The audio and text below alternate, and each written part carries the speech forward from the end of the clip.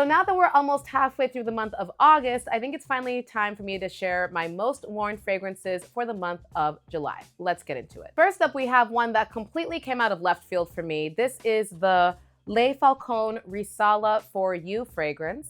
And the reason why I say it came out of left field for me, first of all, this bottle is like a weapon. But anyways, the reason why it came out of left field is because I had put out a video talking about my favorite dupes for, Love Don't Be Shy by Kilian.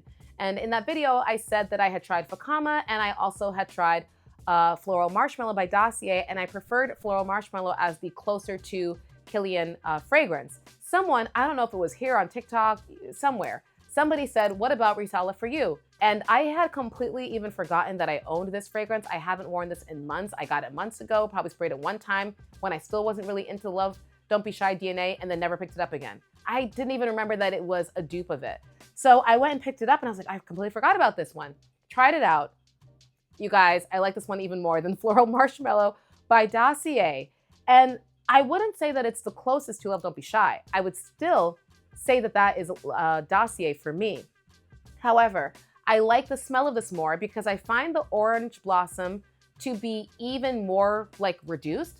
Like it feels like it focuses even more on the fluffy vanilla marshmallow aspect in comparison to the dupes and the original Kilian. I have compared this to the original Love Don't Be Shy so many times this past month.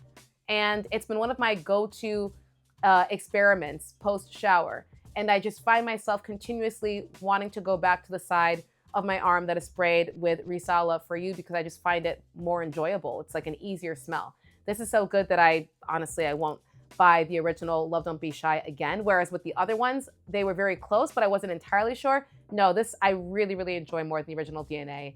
Such a cozy, deliciously good smell, just like the original, but again, just a little bit less harsh, like a cleaner smell to me. So for sure, one of my most worn this past month. Next up, we have one that I talk about all the time, but I'm just being honest about the fragrances. When I like a fragrance, I really do wear it a lot.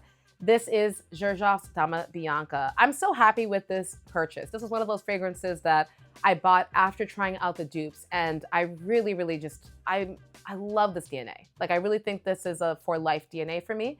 And I don't, like I said, just wear this on its own. I think it layers well with so many fragrances. When I'm wearing something that I feel like it's nice, but I want to add a bit more of like a soft, ethereal femininity cloud over it, I pull for Dama Bianca. I think it goes well with so many things that I wouldn't have even expected it to go well with. I love this DNA. I am definitely getting a full size bottle. I wanted to make sure that I really, really loved it before investing into that, but the dent that I have put on this bottle in just a few months, I think tells me the full story that I just love this. Dama Bianca, so beautiful. And I think what I love about this is just the fact that it's soft and powdery, but it's not overly powdery. You know, I'm sensitive with my powdery smells. I just think it's just such a well-balanced, powdery, vanilla, airy scent. I don't know how you smell this and don't like it. Yeah, she's a love. Next up, we've got Fresh Cream Silk Cloud from Philosophy, another one that I like to wear around the house when I just want to feel cozy. I really feel like they've done a good job of capturing the feeling of cream, but done in a silky way. Like, yes, technically, it has a gourmand quality because of the creaminess, but it is not so crazy, like thickety, you know, very food-like. Like, I don't really think food when I smell this. I really think like creamy silk satin. I think it's lovely. It is definitely more of a closer to the skin, intimate, soft type of scent. I think that's why I really have been enjoying it as like a in-the-house kind of smell. I don't want something, you know, necessarily loud, but I want something comforting. That's what this has been giving me. I really like a lot of Philosophy fragrances. I haven't tried some of the other like cream fragrances from the line, so I definitely think I need to get my nose on some. But yeah, this one has been in heavy rotation for me this month, or last month. Next up is Victoria's Secret's Tease Cream Cloud. I went and did like let me see what are some of the better or best Victoria's Secret fragrances a few months ago, and this was for sure my favorite. And this is gonna be the first fragrance of the year that I'm gonna finish. Like, I'm kid you not. I have maybe 5 to like 8 sprays maximum left in this bottle, which is shocking to me. It is very hard and rare for me to finish a bottle because I have so many fragrances that it takes a lot for me to even see, you know, a worthwhile dent. but that should tell you how much I love this scent. It's just, it's kind of like, it's sweet, but it is like a creamy, soft, smooth sweet. And whenever I spray this, the smell that wafts up to my nose, kind of like the fresh cream cloud from Philosophy, it's just very airy and very comforting and very soft and very delicious. Unlike the cream cloud, I really feel like this one has very good projection and longevity for me. I've been using this almost as like, I put it down on myself first and then I layer other things on top of it because I just think it's such a good, like, I don't know, lasting, performing fragrance. And I think it goes well with anything if you want a smooth, sweet, cloudy base is the best way I could describe it. The notes of this fragrance to me made it sound like it was going to be way more like intensely gourmand, but it's not that. It's very airy and very likable, and I think just much better than its affordable price tag. In comparison to other fragrances, I really feel like this could be a niche fragrance. So yeah, Victoria's Secret Tease Cream Cloud will be the first full D bottle of 2026, and I've only had her for a few months. Wild. Next up, we've got my first Givenchy fragrance that I actually own. This is Irresistible Givenchy Nectar. My God, this is so good, guys. I know I've talked about this a few times. Every time I smell it, I'm just blown away with how good it smells. Powdered macaroon with a bit of floral and like a gourmand touch. Delicious. The amount of compliments I get when wearing this is obscene. It just has such great performance. It really projects out into the air. It's such a delicious, feminine, but still like rich, but likable type of scent profile. And I think it does a very good job of combining a little bit of floral of these like sugary, sweet rose petals with the gourmandiness of the overall scent. And again, I always think powdered macaroons for whatever strange reason. It is delicious, but it also has like a, I don't know, there's a cleanness in this for me for whatever reason. Like a shampoo. Maybe it's from the florals. I don't know, but I love it. Heavy dent on this one for sure. And I would be shocked if I don't finish this by the end of the year. Next up, we've got Imagination from Louis Vuitton. I can't believe I like this. I think I've said that a few times. I'm so confused by this fragrance. I have like legitimately probably 5 dupes of this fragrance. And to my nose, those dupes not all, but most of them smell incredibly close to this, to where I feel like you shouldn't need to get this. But for whatever reason, I don't know what it is, but when I wear the original Imagination, the amount of compliments I get on this is insanity. And I think what really impresses me about this is that I put on not a few, you guys know I overspray. I put on a lot of sprays of everything. So I put on a lot of sprays of this at like 7:30 in the morning. At 5 p.m., people who are like 2 arms distances away from me are like, oh my gosh, wow, that smells so good. It's not like oh, you smell so good. It's like, wow, you smell really good. Granted, I do layer this with a couple other things that we'll talk about, but I really think it's Imagination. Every time I wear it, without fail, it is complimented.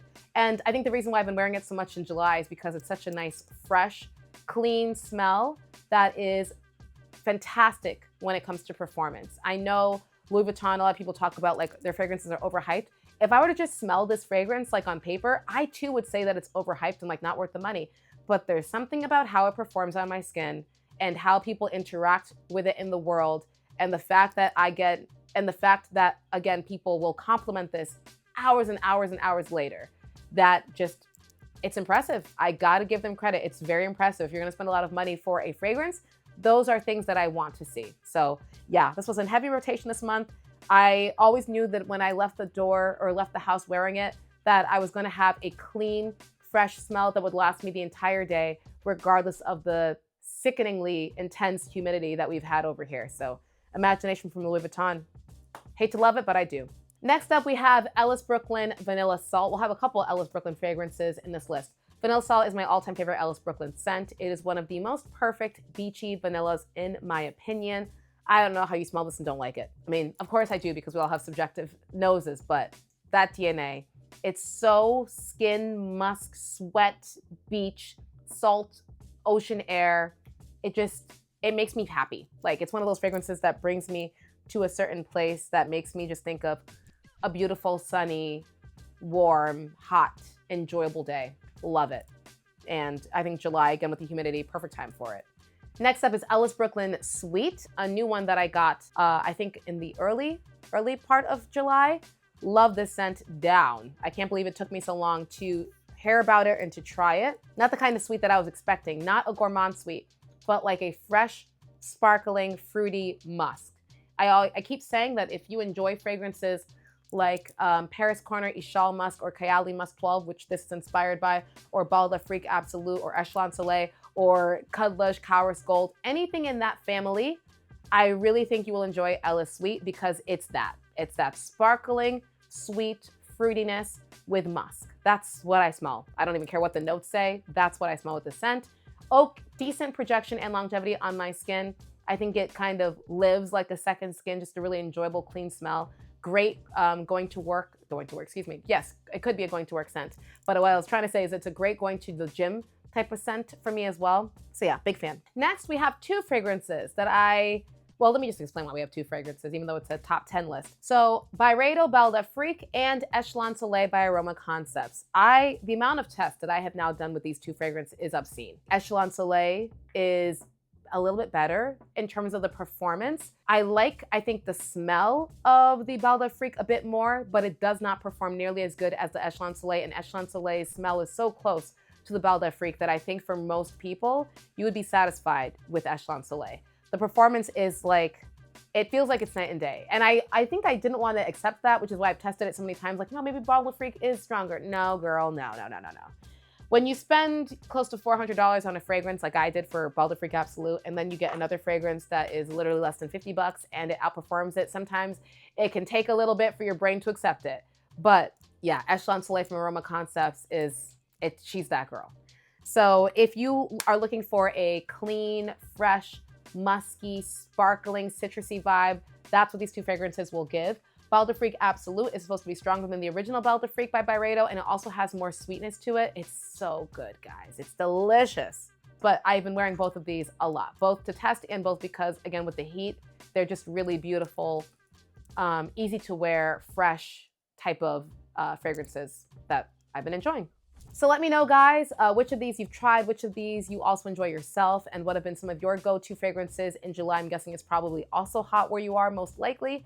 And I'll see you guys back tomorrow for our next episode.